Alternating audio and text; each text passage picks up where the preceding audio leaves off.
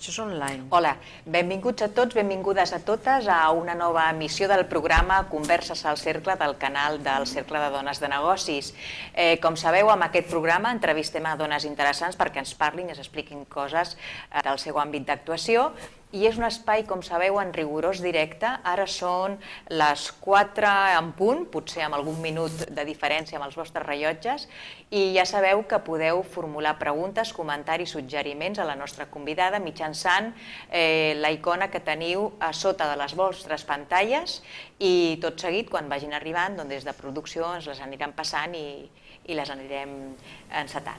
Avui tenim amb nosaltres una convidada excepcional. Es tracta de l'Àngels Guiteras. Ella és la presidenta de la taula d'entitats del Tercer Sector Social de Catalunya. Benvinguda, Àngels, i gràcies per acompanyar-nos. A vosaltres. En primer lloc, Àngels, ens pots explicar què és la taula d'entitats del Tercer Sector Social de Catalunya? Mira, doncs la taula és l'organització, la plataforma, que d'alguna manera articula totes les entitats socials que tenim en aquest país, a Catalunya, que són moltes. En concret, a Catalunya tenim aproximadament 6.800 entitats i més de 4.000 estan agrupades en entitats de segon nivell, que li diem tipus federacions, fundacions, cooperatives d'iniciativa social. Llavors hi ha 32 entitats paraigües que són sòcies de la taula del Tercer Sector Social, que representem a prop de 4.000. I quines entitats? O sigui, totes en general o tenen algunes característiques específiques aquestes entitats que poden formar part? Sí, mira, doncs són 32 entitats sòcies, com et deia, que el més important és que siguin que tinguin entitats aixoplugades, diríem, que siguin plataformes també a l'hora d'altres entitats. La principal característica és la del tercer sector social, que és que som entitats no lucratives. O sigui, hi ha un primer sector, suposo que és una mica que és el tercer sector, també és important que ho expliquem, que és un primer sector és l'administració, un segon sector que són les empreses mercantils, i aquest tercer sector, quines característiques té? Una de les característiques és aquesta no lucrativitat. Aquestes entitats s'associen, s'agrupen amb entitats que són federatives per la defensa dels diferents àmbits d'atenció a les persones. I quins són els objectius de la taula en concret? Mira, doncs a la taula a mi m'agrada dir que tenim com una doble missió, com dos grans generis objectius. Per una banda, vertebrar, enfortir aquestes entitats socials, aquesta organització d'aquest tercer sector social, i per una altra banda, fer incidència política. Som un lobby, incidència política, per què? Doncs bàsicament per defensa de drets, per aconseguir més i millors polítiques socials, que en aquest moment sempre és molt important, però ara en aquest moment és un moment de retallada de drets, que és tan i tan important lluitar plegats, les entitats socials i la ciutadania, per a aquestes millors polítiques socials. I tant, perquè el recorregut de la taula tampoc és tan... Quants anys porta la taula en funcionament? Doncs som molt joves, el que passa que... Sí, portem 10 anys. 10 anys que les principals entitats van dir hem d'articular-nos per tenir, per poder fer aquesta missió de defensa de drets, d'enfortir aquest tercer sector social. I 10 anys que és poc, som joves, però som una taula, diríem, una mesa, plataforma d'entitats socials pioneres a l'estat espanyol. O sigui, hi ha hagut, ara n'hi ha d'altres, però a Catalunya fa 10 o 11 anys que vam decidir fer-ho i que creiem que aquesta és la manera de poder avançar molt en tots els objectius i les missions de les diferents entitats que formen part de la taula. I més en un moment com ara, que precisament necessitem d'aunar aquests esforços, com tu deies, per aconseguir aquests objectius socials, que són molt importants. I quins serveis oferiu des de la taula? Mira, des de la taula com a tal, nosaltres ens devem a les nostres entitats sòcies, i principalment el que fem és intentar avançar amb aquells temes que ocupen i preocupen a totes les entitats del sector. Llavors, estem organitzats en comissions de treball i en aquests moments, per exemple, la comissió d'habitatge, a la comissió de tots els temes de contractació. Sí. Per què? Doncs perquè des de la taula el que fem també és treballar, per exemple, per millorar l'accessibilitat a l'habitatge, treballar perquè tots els temes de contractació siguin menys precaris, siguin més estables, les entitats que concerten, per exemple, en el cas de l'administració, o sigui, temes de qualitat, temes d'inclusió i pobresa, llavors socials i sanitaris. O sigui, el que fem nosaltres és treballar plegats, les diferents entitats, per avançar en veure tots aquells objectius que volem anar aconseguint per la defensa dels drets de les persones, en els diferents camps, com et deia, infància, inclusió i pobresa, contractació, social i sanitari, habitatge. Ja en aquest moment crec que tenim uns 11 o 12 comissions obertes i el que oferim, entre cometes, perquè més que oferir és que és un espai de treball conjunt. El que fem és que plegats, des d'aquesta riquesa de la pluralitat del sector, les entitats juntes comparteixen en xarxa i anem avançant amb aquells reptes i aquells objectius que com a sector ens estem proposant. Pensa que al tercer sector social tenim com 3 missions plegades, defensa de drets, prestació de serveis, algunes entitats socials són prestadores de serveis, i també tot el tema del voluntariat, de la solidaritat ciutadana. Déu-n'hi-do la tasca. Abans de continuar parlant amb tu, deixa'm que faci una pausa per publicitat i de seguida reprenem la conversa. Perfecte. No marxeu, que tornem de seguida. Són uns minuts de publicitat. Res més. Fins ara. Què deurà ser allò que em farà gran? Penses, deurà ser l'edat, els èxits, la joventut, la bellesa. Res més allunyat de la veritat. Només hi ha una cosa en aquest món que et farà gran. Ser fidel a tu mateix. A CaixaBank fa més de 100 anys que som fidels als nostres valors i això ens ha fet grans, perquè no som només un banc, som CaixaBank. Perquè està servit al públic. En el cas del polític és un servei a la comunitat, en el cas del funcionari és un servei. El puesto de delegado territorial de la ONCE en Cataluña desde hace poco tiempo, en sustitución de Teresa Palaí, que además... I, per exemple, ens estan pujant una mica els accidents de trànsit. Estem notant que la gent va una mica més estressada, que a vegades pel fet de canviar d'autopista de seleccionar personal o una persona nova a l'empresa, com encara aquesta persona... De demanar que hi ha moltíssimes comunitats que són receptores d'aquesta solidaritat que ha tingut sempre a Catalunya, que saben dir.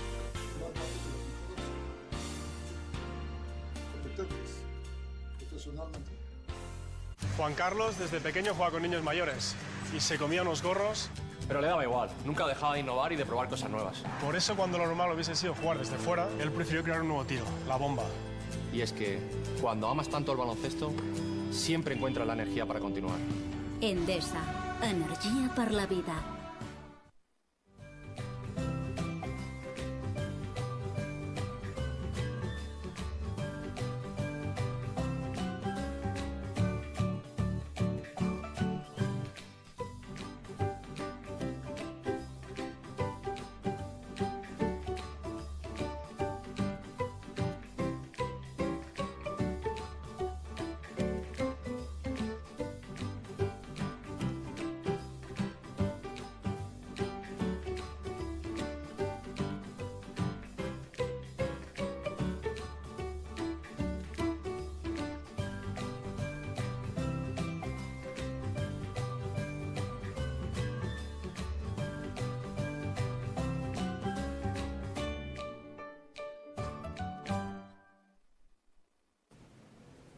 Bé, ja hem tornat, això passa molt ràpid. Continuem amb la conversa que tenim avui amb l'Àngels Guiteras, que és la presidenta de la taula d'entitats del tercer sector social de Catalunya. Molt llarg, però al final ho he dit bé. Àngels, explica'ns una miqueta quines activitats feu a la taula i quins projectes teniu ara en marxa. Bé, doncs com et deia, les activitats sobretot van dirigides a les sòcies, a les entitats sòcies per una banda, amb les que treballem per avançar amb els nostres reptes com a sector i objectiu, i el que fem també és veure en el nostre pla d'actuació, veure seguir les línies estratègiques i veure quines incidències polítiques prioritzem. Doncs, per exemple, en aquest moment ens estem preparant una reunió que tindrem amb el president Mas els primers 15 dies de juliol i el que a tot el sector li exposarà tot allò en el que creiem que anem avançant com a govern i altres propostes de futur. Llavors estem treballant sobretot en temes d'habitatge, estem treballant en temes de qualitat, en temes de contractació i concertació de les entitats amb les administracions. Estem treballant també molt en temes d'infància i tot allò que ens preocupa i ens ocupa a les entitats. Penseu que les entitats que formen part de la taula del tercer sector són de diferents àmbits, discapacitats, dona, immigració, persones grans, infància, família, drogodependències, de tots els àmbits que nosaltres li diem d'atenció a les persones.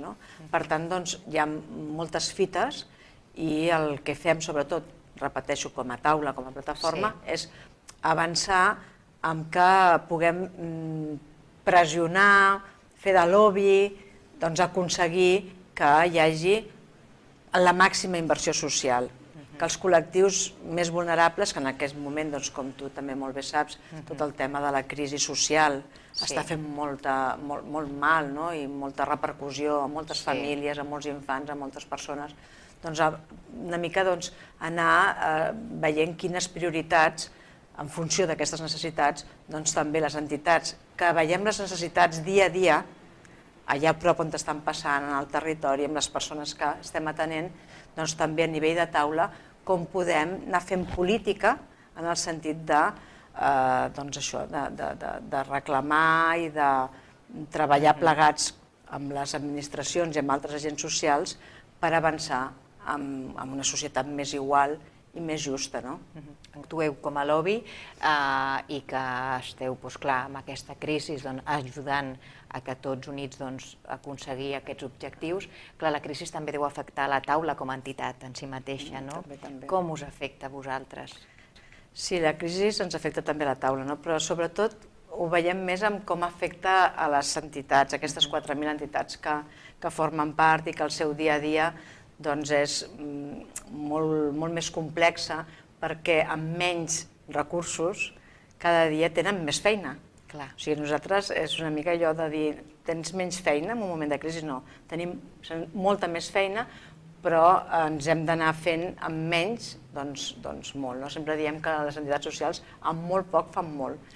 I la taula ens afecta igual que qualsevol altra organització. Llavors hem de gestionar-la com qualsevol altra empresa o entitat que ha de vetllar per la seva viabilitat econòmica en funció d'uns objectius. De totes maneres, la taula té un pes polític important en el sentit que hi ha les 32 entitats s'organitzen a través d'una junta directiva, d'una assemblea, i després tenim un equip tècnic, un equip tècnic que també és petit, però molt competent, i que també encarreguem determinades qüestions a l'exterior per entendre'ns, i també amb ajuda d'universitats, del món de l'advocacia, i mirant de fer convenis i treballar en xarxa per tal que entre tots també puguem avançar plegats. Home, aquesta crisi social i econòmica ens afecta sobretot en aquest sentit. També té perspectiva, hi ha més voluntariat, moltes persones amb ganes d'ajudar i fer coses, és una mica un equilibri. I quin tipus de recolzament rebeu de l'administració pública en aquests moments? Bé, rebem recolzament, en el sentit que hi ha en aquest sentit un reconeixement a través d'uns convenis que són, nosaltres creiem de mínims, però que estableixen també la relació que a través de determinats serveis, que són convenis però que hi ha una prestació de serveis també pels mateixos, doncs el sector aporta a les administracions. Llavors, sobretot el que fem és treballar conjuntament amb allò que ens aplega, que és l'interès general i la defensa dels drets socials.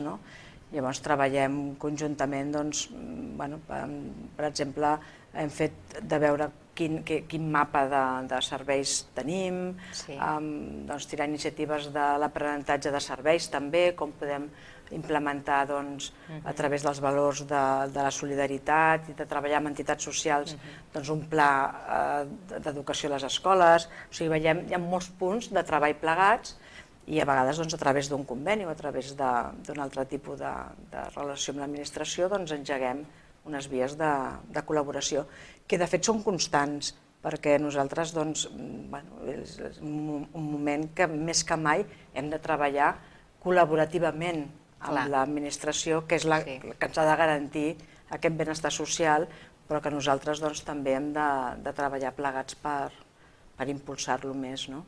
I del sector privat teniu algun tipus de recolzament, d'ajut, de reforç?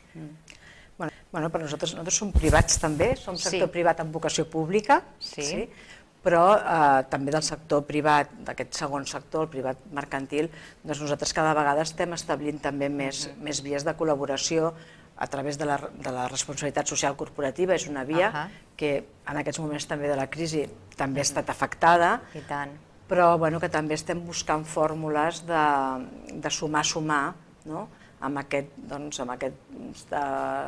el món privat, que creiem que s'estan fent moltes experiències amb empreses, amb voluntariat i amb aquesta responsabilitat corporativa que ens ajuda també a ser més competitius tots plegats. Exacte. I quina és la participació de dones al tercer sector? Aquesta pregunta te l'haig de fer perquè és un canal de dones professionals aquest. Aquesta pregunta, el tercer sector social, per una banda, clar, diem, segur que és un sector que com que lluita i treballa en primera línia per la igualtat, tindrem poca discriminació. És un sector que està molt feminitzat, hi ha moltes dones que treballen des dels diferents llocs. Pensa que en el sector tenim més de 100.000 professionals, representem a prop del 3% del producte interior brut català i més de 300.000 voluntaris i voluntàries. I atenem a més de 2 milions de persones. Aquest bloc de representació de persones ja està molt feminitzat, però no tant amb els jocs de poder. És el que t'anava a preguntar. No tant amb els jocs de poder, que suposo que una mica anaves per aquí.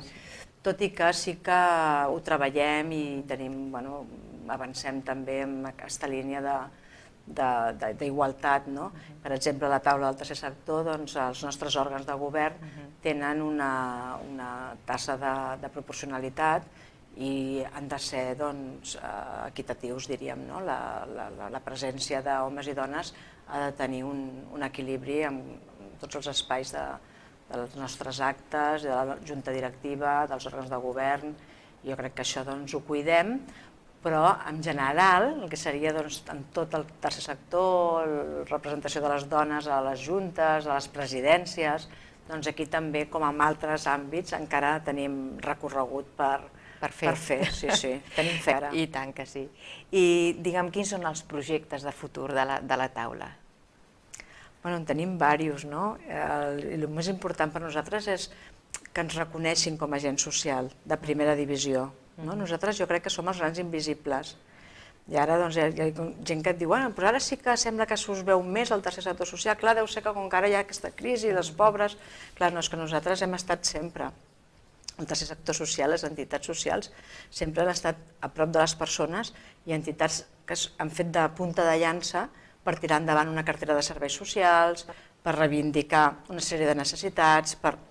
Llavors, hem estat, estem i continuarem estant. I sobretot el que jo crec que en un món de canvi i en un món modern i en un món on ens haurem de tornar a guanyar molt aquests drets socials, el paper de la ciutadania, de cadascú de nosaltres, implicats, participant, organitzats amb entitats socials, cada cop agafarà més importància. Llavors, el tercer sector social ha de ser un agent social més, ha d'estar reconegut més que no ho està, ha de ser visible, és important també que avui puguem explicar-ho i tenir aquest espai que també us agraïm i que puguem tenir finestres per donar a conèixer aquesta realitat que aquí, aquest país nostre, a més, és una realitat que té molta més força que en altres llocs. I hem de treballar conjuntament tots els agents socials, els sindicats, les patronals, les administracions i sobretot també en col·laboració i amb la veu d'aquestes entitats socials que ara ja és imprescindible que estiguin a tots els espais de participació. I es parla potser ja d'un quart sector social o no? Bueno, jo crec que no, el tercer sector és molt ampli. I nosaltres parlem del social, però penso que aquí hi ha el món cultural.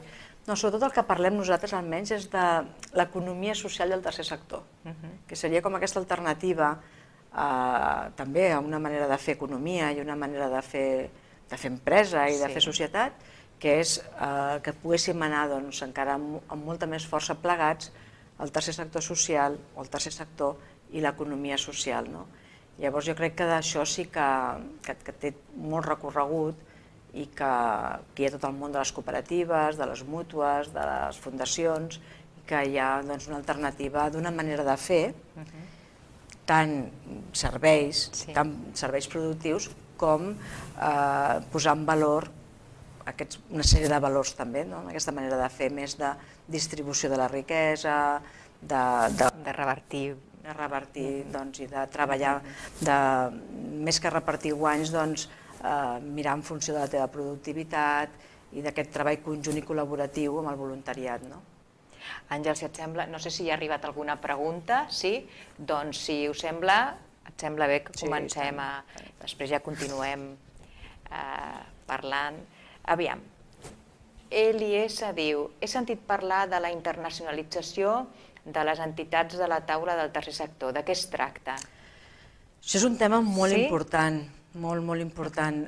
Nosaltres, una de les nostres línies estratègiques és aquesta, la internacionalització. O sigui, el sector i la taula està possibilitant també, amb ajuda de l'administració, eines per començar aquest camí o per continuar les entitats que ho estiguin fent de la internacionalització, en el sentit que moltes coses que estem fent aquí es poden fer en altres països, i de fet ja s'estan fent, sobretot en països que potser no estan tan desenvolupats a nivell de benestar social com el nostre, però també moltes experiències d'altres països podem portar-les cap aquí.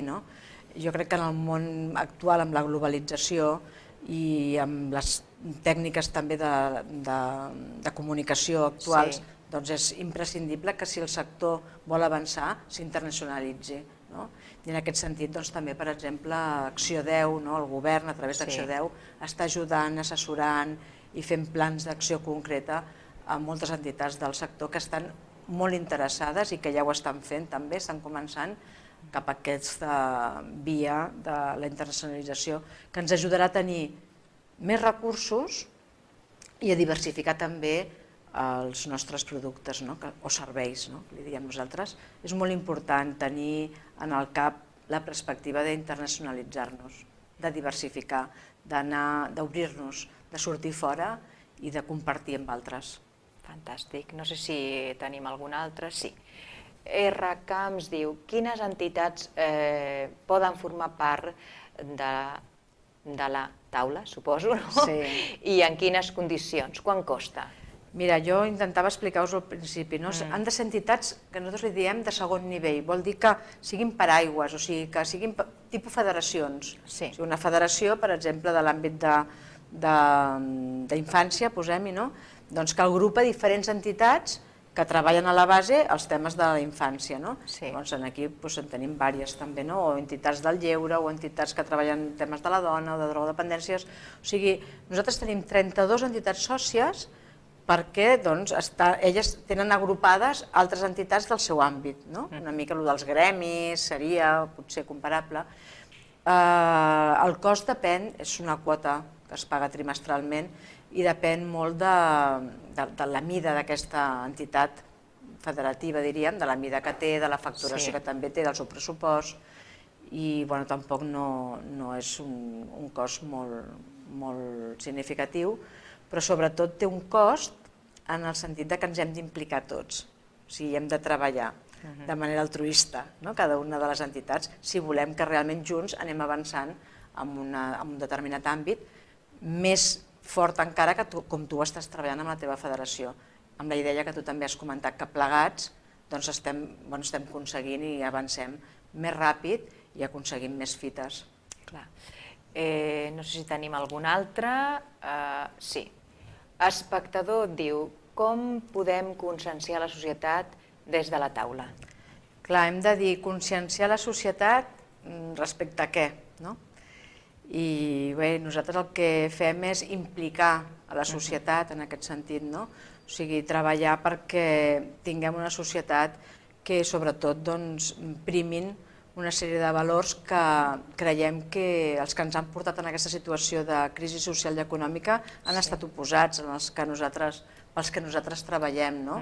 El valor de la justícia, de l'equitat, de la solidaritat, i ha primat molt amb aquesta desregularització de mercats el valor de l'especulació, a vegades del lucre pel lucre, del jo primer, de l'individualisme, no? I creiem que hem de conscienciar la societat i que això és molt important, implicar-nos tots i que puguem prestigiar la política en el sentit de fem política tots nosaltres, o sigui, mirem què és allò que és de tots, que va més enllà del que fan també els partits polítics, què és allò que és de tots, que jo també m'hi vull implicar. No vull només que m'ho facin, jo vull també formar part de la solució, no? I aquest formar part de la solució és implicar-te, conscienciar la societat, implicar-te amb alguna de les 6.800 entitats que tenim la sort de tenir a Catalunya, no? Clar, perquè cada un s'hi aporta el seu coneixement en aquest sentit, sap perfectament el que necessiten cada una d'aquestes entitats i col·lectius que representeu, no? És un món molt col·laboratiu, molt de treballar en xarxa, molt de que no t'ho facin, sinó que tu també ho facis, de treballar amb els altres, i aquesta és la manera de fer i la manera de que ens anem conscienciant entre tots, no? És sobretot implicació, participació, implicació, jo li dic els drets de ciutadania i de comunitat, que són molt importants que també els posem en primera fila. I tant. Continuem. Mar 34 diu: les entitats necessitem projecció i visibilitat? Molta. Suposo que és una afirmació rotunda. Sí, però una afirmació rotunda i una necessitat. Vull dir, nosaltres som molt invisibles, les entitats socials, molt, molt invisibles, i molt també de... Per això és tan important el paper de la taula del tercer sector, aconseguir aquest reconeixement ple de gent com a agent social del nostre país. Si no, aquesta invisibilitat i aquesta manca de projecció et resta molta capacitat d'influència en la línia del que nosaltres volem, aquesta societat més igual, amb menys pobresa, amb més igualtat d'oportunitats, i les entitats socials estan fent una gran feina, la feien, repeteixo, la fan i la faran, i necessitem tots poder empènyer cap a aquesta projecció. Per això també la taula està organitzada per intentar aconseguir una més projecció i més visibilitat de les nostres entitats socials, de les persones, de les històries de vida, de tota la tasca que s'està fent des del sector. I Àngels, com veus el futur de les entitats del tercer sector social? Jo t'estranyarà, però el veig bé, veig un gran futur, perquè tot i que tenim moltes dificultats, i estem tenint dificultats de pagament, de cobrament, de retards en aquest cobrament, estem buscant iniciatives per pal·liar totes aquestes dificultats, però jo veig un gran futur perquè crec que ara s'ha tornat a posar sobre la taula que hem d'estar molt implicats, i per tant això són entitats socials en primera línia, és la nostra manera de fer i de ser, i per això ha nascut aquest tercer sector social tan ric, de la col·laboració entre 2 o 3 persones que després han fet una associació perquè hi havia una causa, un motiu, les ganes de participar, de col·laborar. Clar, hi ha un moment que els recursos són escassos, que veiem perillar aquesta Europa de l'estat del benestar, doncs aquesta defensa de drets socials es converteix més que mai en una causa.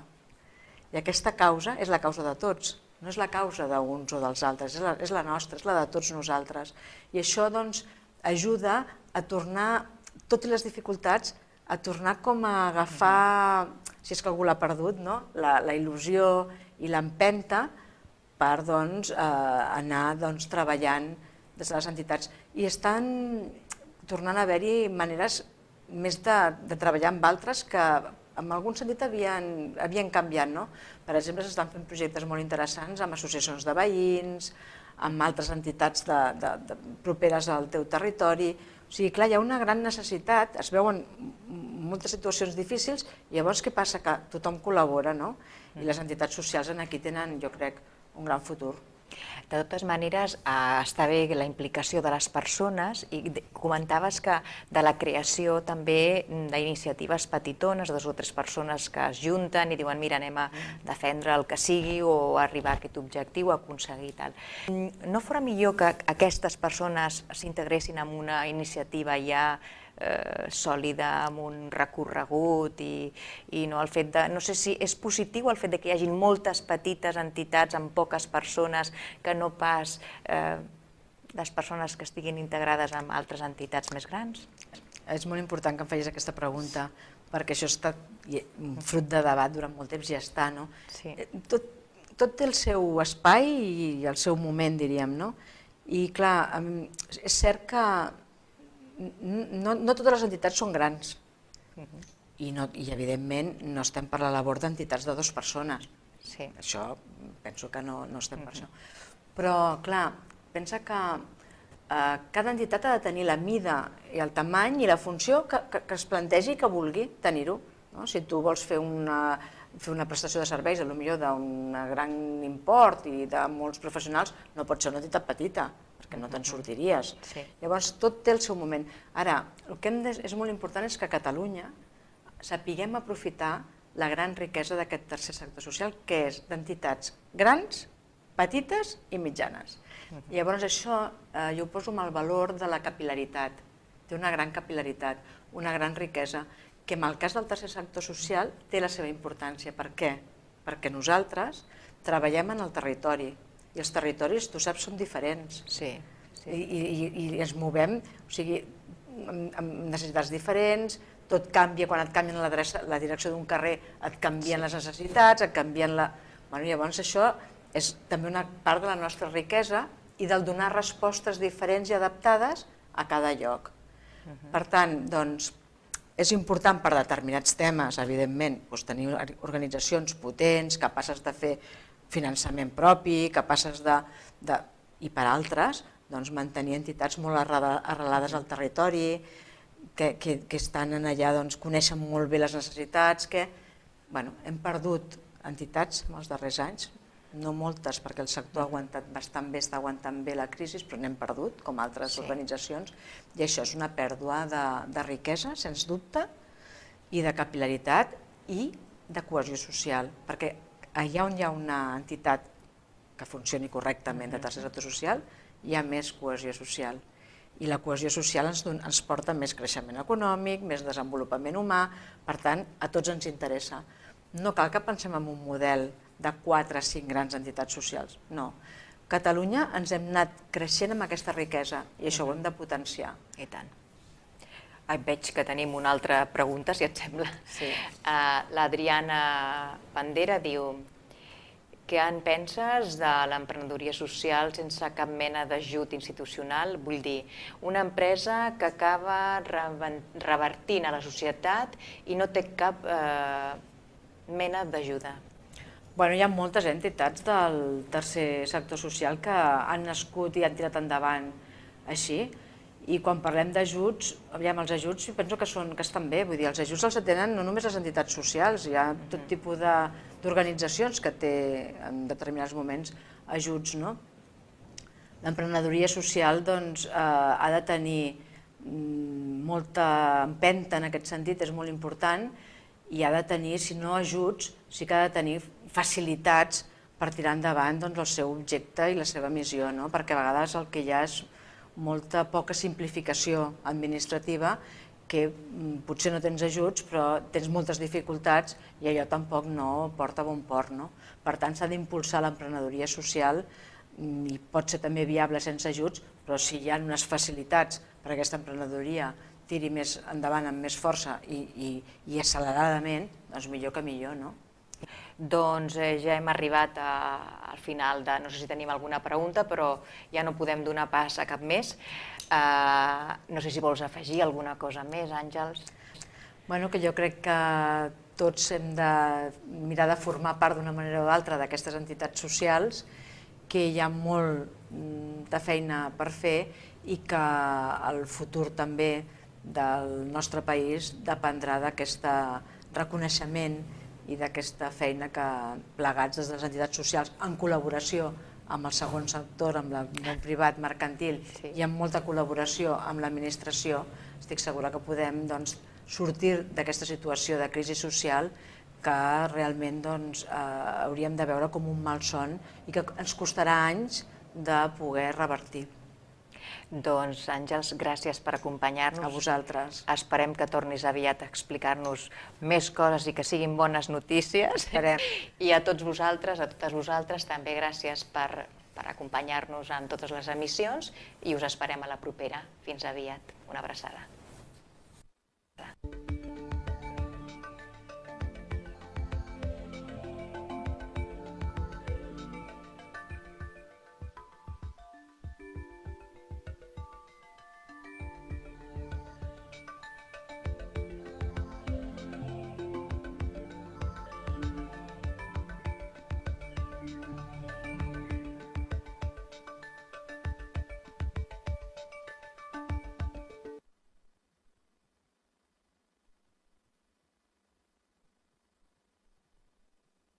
Diem tipus federacions, fundacions, cooperatives d'iniciativa social. Llavors hi ha 32 entitats paraigües que són sòcies de la taula del tercer sector social que representem a prop de 4.000. I quines entitats? O sigui, totes en general o tenen algunes característiques específiques aquestes entitats que poden formar part? Sí, mira, doncs són 32 entitats sòcies, com et deia, que el més important és que siguin que tinguin entitats aixoplugades, diríem, que siguin plataformes també a l'hora d'altres entitats. La principal característica és la del tercer sector social, que és que som entitats no lucratives. O sigui, hi ha un primer sector, suposo que és una mica que és el tercer sector també és important que ho expliquem, que és un primer sector és l'administració, un segon sector que són les empreses mercantils i aquest tercer sector, quines característiques té? Una de les característiques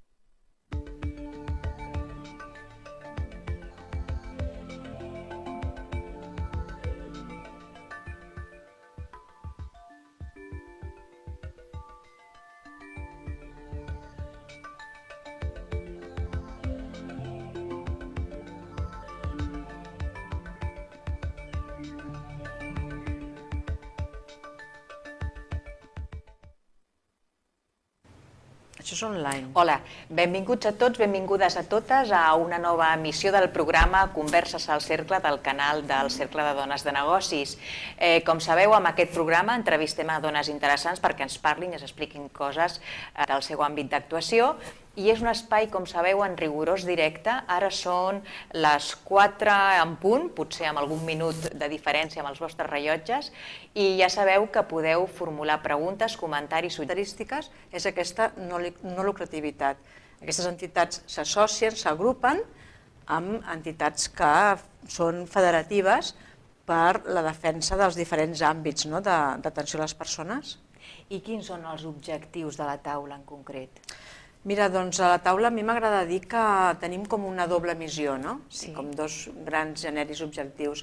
Per una banda, vertebrar, enfortir aquestes entitats socials, aquesta organització d'aquest tercer sector social i per una altra banda, fer incidència política. Som un lobby, incidència política, per què? Doncs bàsicament per defensa de drets, per aconseguir més i millors polítiques socials que en aquest moment sempre és molt important, però ara en aquest moment és un moment de retallada de drets que és tan i tan important lluitar plegats les entitats socials. Suggeriments a la nostra convidada mitjançant la icona que teniu a sota de les vostres pantalles i tot seguit, quan vagin arribant, des de producció ens les aniran passant i les anirem encetant. Avui tenim amb nosaltres una convidada excepcional. Es tracta de l'Àngels Guiteras. Ella és la presidenta de la taula d'entitats del tercer sector social de Catalunya. Benvinguda, Àngels, i gràcies per acompanyar-nos. A vosaltres. En primer lloc, Àngels, ens pots explicar què és la taula d'entitats del tercer sector social de Catalunya?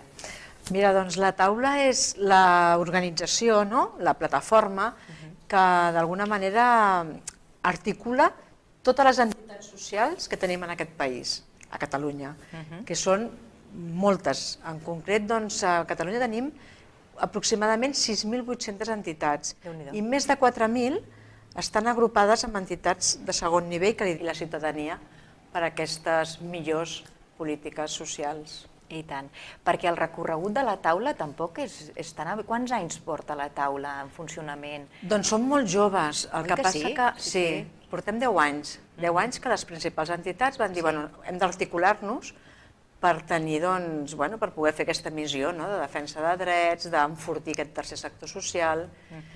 I 10 anys que és poc, som joves, però som una taula, diríem, una mesa, plataforma d'entitats socials pioneres a l'estat espanyol.